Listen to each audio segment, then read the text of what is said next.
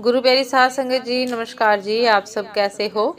आशा करती हूँ बाबा जी के श्री चरणों में अरदास करती हूँ कि मालिक की कृपा से आप सब बहुत खुश होंगे, मौज बहार में होंगे और अवश्य ही भजन सिमरन में होंगे। साध संगत जी, मैं हाजिर हूँ सतगुरु नानक देव महाराज की चर्चा को लेकर, एक बहुत ही खूबसूरत साखी को लेकर।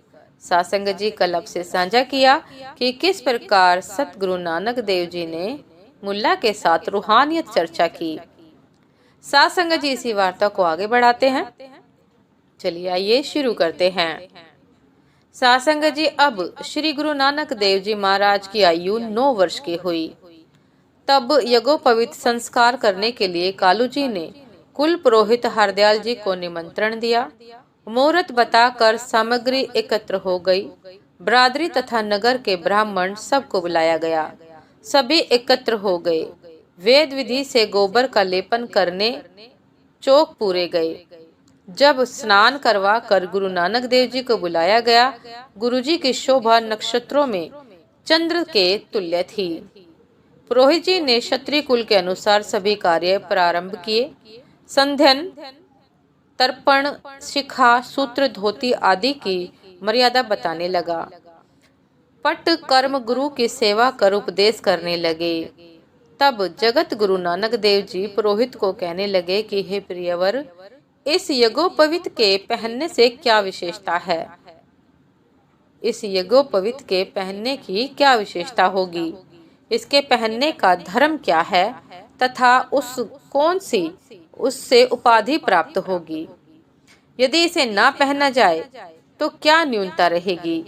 पुरोहित जी ने कहा कि यज्ञोपवीत न पहनने से मनुष्य अपवित्र रहता है। जब वेद विधि के अनुसार ब्राह्मण, क्षत्रिय, वैश्य यज्ञोपवीत धारण करते हैं, तब प्रत्येक धर्म कार्य के अधिकारी हो जाते हैं। गुरुजी बोले, पंडित जी, यदि ब्राह्मण, क्षत्रिय आदि होकर तथा गले में यज्ञोपवीत आदि पहनकर भी झूठ, व्यभिचार आदि दूषित कर्म किए तो फिर उसके इस टिप टॉप से क्या लाभ होगा?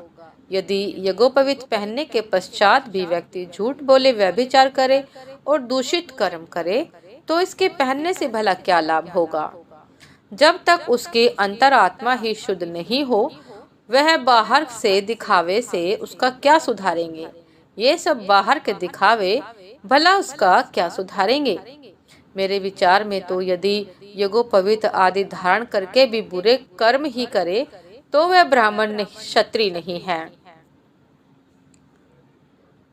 साध संगत जी, उन्होंने कहा कि यदि यज्ञोपवीत धारण करने के पश्चात भी बुरे ही कर्म किए जाएं, तो वह ब्राह्मण क्षत्रिय नहीं है, अपितु चंडाल है। उसे एक दिन यमराज के सामने जाना होगा। जब इस प्रकार गुरुजी ने कहा, तब वहां जितने लोग उपस्थित थे सब अचंभित हो गए और कहने लगे कि हे परमेश्वर, नानक तो अभी बालक है, परंतु इसकी बातें तो बुजुर्गों के तुल्य है। पंडित जी भी अचंभे में आकर कहने लगा कि हे नानक देव, तब मनुष्य को कौन सा यज्ञोपवीत धारण करना उचित है जिससे इस जीव का धर्म स्थिर रहे? तब श्री गुरु नानक देव जी महाराज ने एक श्लोक प्रेम पूर्वक उच्चारित किया। दैया कपा संतोखु सतु जतु गड्डी सतु बटु, एहु जनेव जीह का हई ता पाडे घतु, न एहु टूटे न मलु लगे, न एहु जले न जाई, धनु सुमानस नान का जो गले चले पाही। साध संगत जी, नानक देव जी ने कहा कि मैं आपको असल यज्ञोपवीत सुनाता हूँ।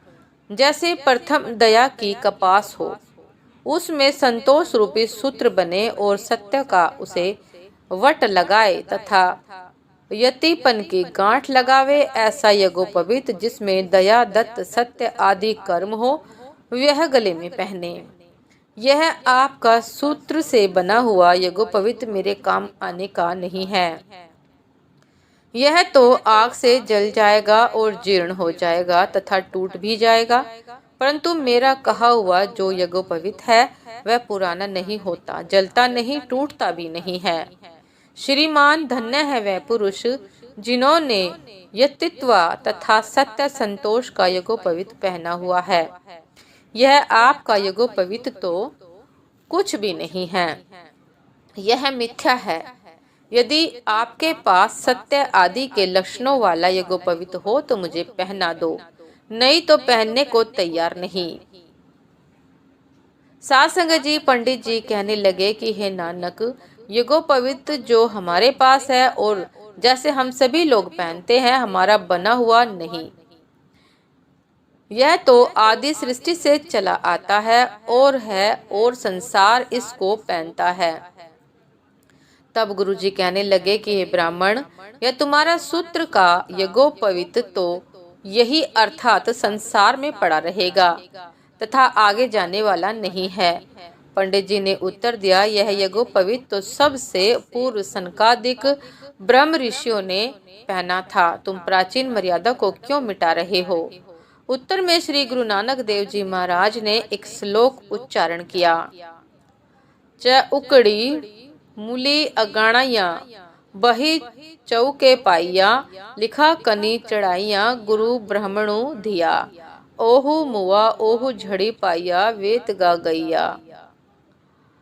लख चौरासियां लख जारियां लख कूड़ियां लख गाली, लख टैंगा पहिन मिया राती दिन सुजी नाली। अर्थात श्री गुरु नानक देव जी कहते हैं कि हे पंडित जी, जो कुछ आपने कहा यह सब कुछ कोरी कल्पना मात्र है।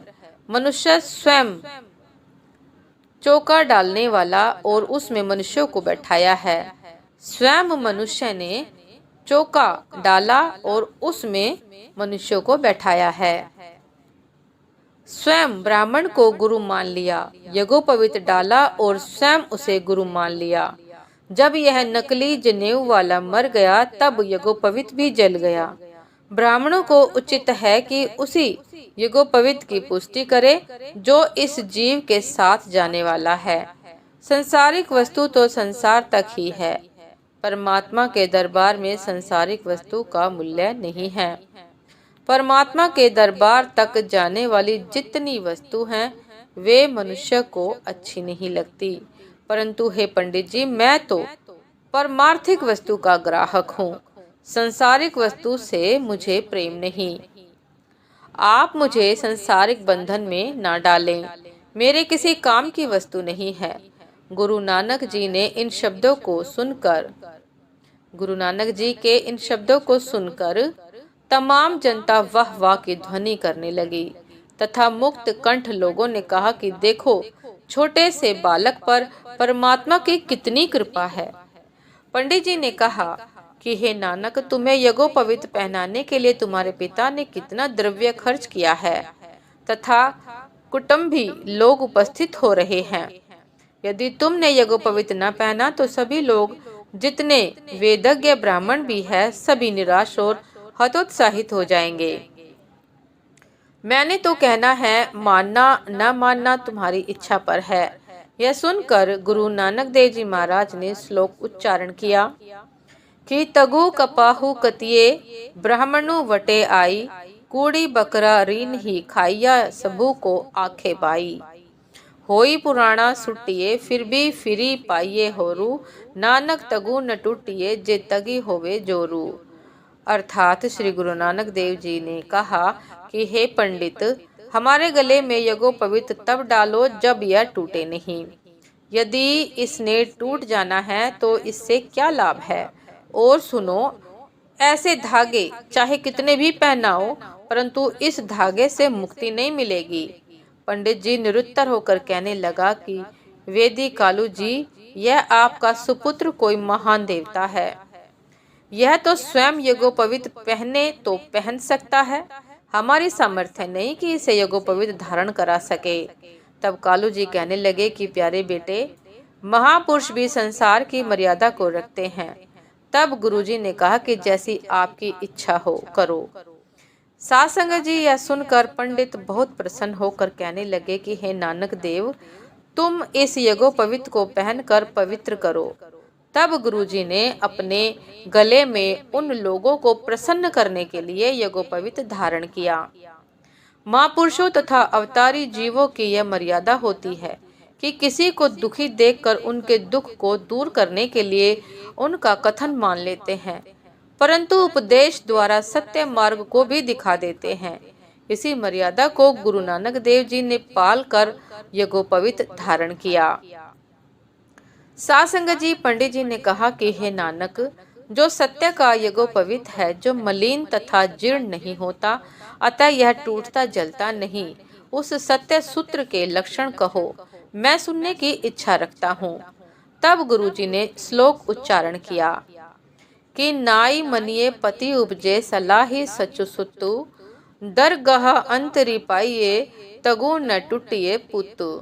हे पंडित जी, जो पुरुष को उचित है कि परमात्मा की आज्ञा का पालन करे और सत्य भाषण करे तथा सत्य के सूत्र का यज्ञोपवीत धारण करे, जिस यज्ञोपवीत में सत्य की शक्ति है वह सूत्र स्थिर है।